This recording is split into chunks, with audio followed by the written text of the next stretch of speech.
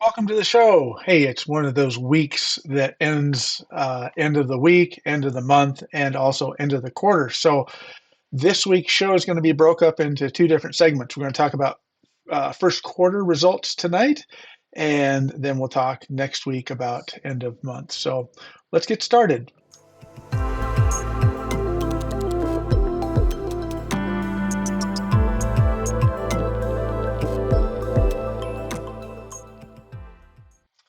Welcome to the show. My name is Les Solgrove. This is Simply Des Moines Market Values. This is for week 13, the end of the first quarter. We're going to talk a little bit tonight about what happened in the first quarter of 2024 and showing the results going all the way back to 2017 in many of the graphics tonight. So we'll be able to kind of get a good idea of some trending that's going on. So without further ado, let's get started here. So these are new graphics for this year.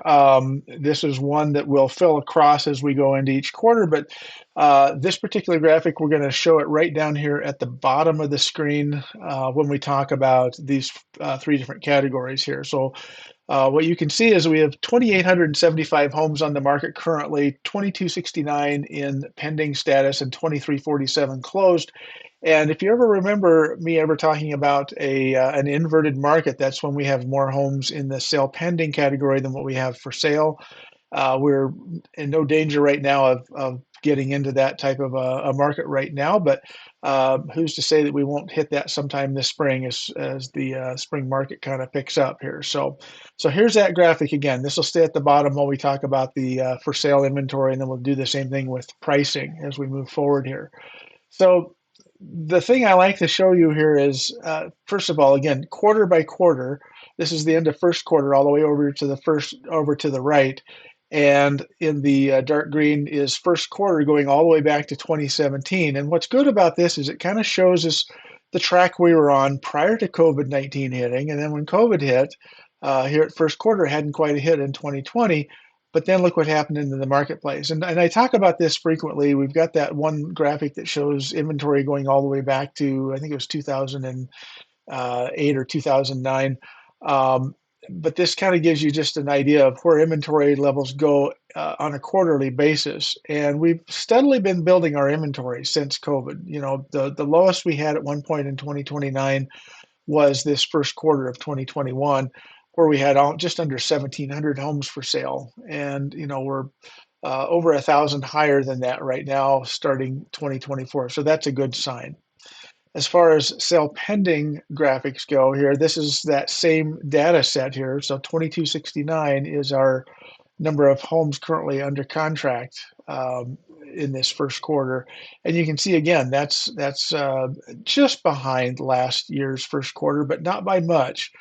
So I'd say that this is probably the only category here that we're kind of just a little bit behind in. Some of this is probably due to a little harsher start of the year in January than what we were used to. You know, we had about 3 or 4 weeks there. It seemed like every time we turned around, we were getting a major snowstorm. So I'm going to chalk that up to the weather this first quarter, and I have a pretty good suspicion that we're going to be ahead of 2023 second quarter by the time we get to the end of June here. But again, looking at this compared to going prior to COVID, you know, here's our pre-COVID years, and then 2020. Of course, COVID really didn't hit until the end of sometime in that end of first quarter here in 2020. But look at where our pendings were back then, and this, of course, is that all-time high where we were up around. Well, actually, the actual number was up around 4,600. This is just the quarterly numbers here, but you know, again, we're starting to make, you know, we're, if anything, the down turn here from the COVID years has kind of ended, and we're kind of at the base, and hopefully this again will be a pickup market here as we move forward. As far as closed sales end of quarter, again, we had a pretty strong December based on the interest rates kind of dropping here at the end of the year. And that helped us with our first quarter close counts. So we are ahead of last year at 2347 versus 2277. Not a major increase, but yet an increase is an increase. We'll take the wins where we can get them. And obviously, first quarter is going to be our slowest closing months of the year as we move into second and third quarter, you can see those are our peak months and peak quarters. And expect nothing less than that. We're actually doing very well already, heading toward that 3,000 milestone as we move into April 1st here. So that last graphic showed you quarter by quarter. This is the same count of closed sales, but it accumulates. So this is that buildup showing you where we ended the year at the end of each year. So again, 2021 was our record year where we hit, almost a little over 17,000 closed sales there. And then we dropped below that in 2022, and we're another 2,000 count drop below that in last year. I think the goal here is, and the thing that I'm kind of looking forward is to see is if we can beat 2023. Probably not going to beat 2022 sales, but if we can hit that 14,000 closed sale mark by the end of the year, that would be a pretty good sign that the market is in full recovery and on its way back up. So. All right, same numbers or same format here as we look at pricing. So the first was units. Now we're looking at pricing again. 366,990 is our median list price right now. This is all homes. It's including new construction, condo, townhomes, resale, everything. 3,099 is the median price at sale pending. So obviously, we see prices up here. We tend to see, where the prices are at the time the homes go under contract, which is not the same as the sold price. When it all filters down here, this is our sale price right now at the end of the first quarter is right at that 285 number right there. So if we start to see a lot of competitive bids and multiple offers and homes selling at or above list price, you can see these two numbers here kind of come closer together. In the COVID years, we were exceeding our pending price by our closed sale prices because of the increase in sales. So again, bringing this pricing graphic down here to the bottom, just so you can kind of follow along. There's that 366,990. We're just a little bit behind pricing from last year, which is not necessarily a bad thing. I think it gives home buyers a little bit of a feeling that maybe there is hope that prices aren't going to go way out of control and still be within reach for them as we move into the spring and summer months.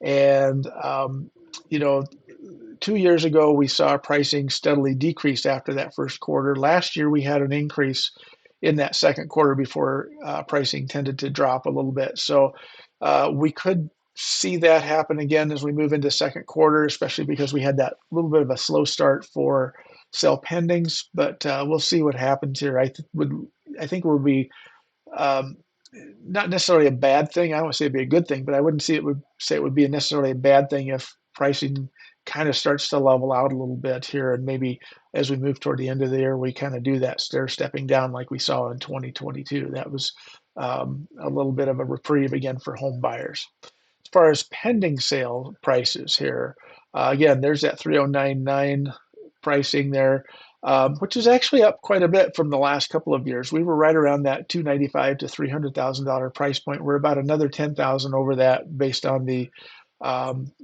pending price at the time of an offer acceptance so far this year. And again, looking back here, here's COVID and what has happened since COVID. So we've probably got some time to adjust this year.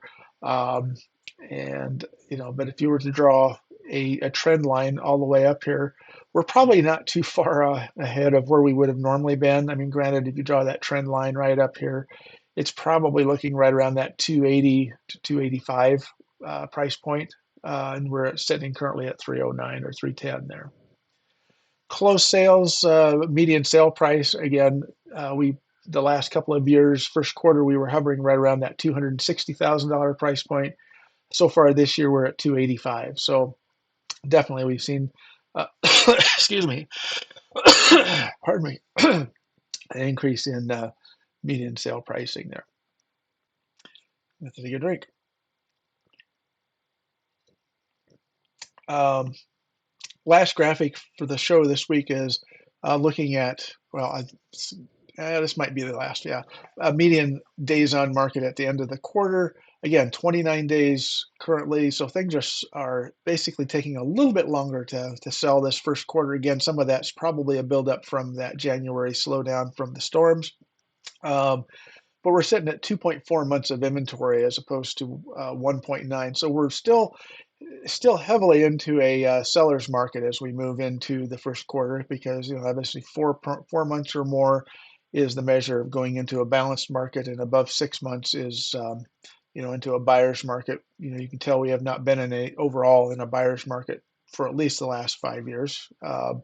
But at least things are slowing down. The pace is slowing down just a bit, again, which is not a bad thing for home buyers. They're out there looking. Home sellers also who become home buyers can appreciate this little bit of a slowdown. It's not a marked slowdown. 16 to 29 days average on median days on market is not a big jump there. So that's kind of the end of first quarter reporting here. Next week we will come back and we will revisit some of the end of month reporting here. So I hope you come back and see me next week. Uh, and if you ever have questions, please do leave a comment in the social media channel that you're watching this in, whether it's on YouTube or if it's on Facebook or any of the other social media channels that I publish to. Please leave your questions and comments there. And always be sure and go to DesMoinesMarketValues.com. Here, let's get my ugly picture off of that there. Go to www.DesMoinesMarketValues.com, and that's where you can get all the graphics and the show notes from the previous months and the last year as well as even going back to the end of year report for 2023. There's still a lot of information there that I'm sure that most people haven't dug that deep into. So all right. Well, with that, that's the end of this week's show. We'll see you all again next week. Hope you all had a happy Easter, and go Hawks Monday night. Come on, Caitlin. Let's show LSU that we can take them to the task and continue to move on in the tournament. So, all right, that's it. Talk to you again. See you all later. Have a great week.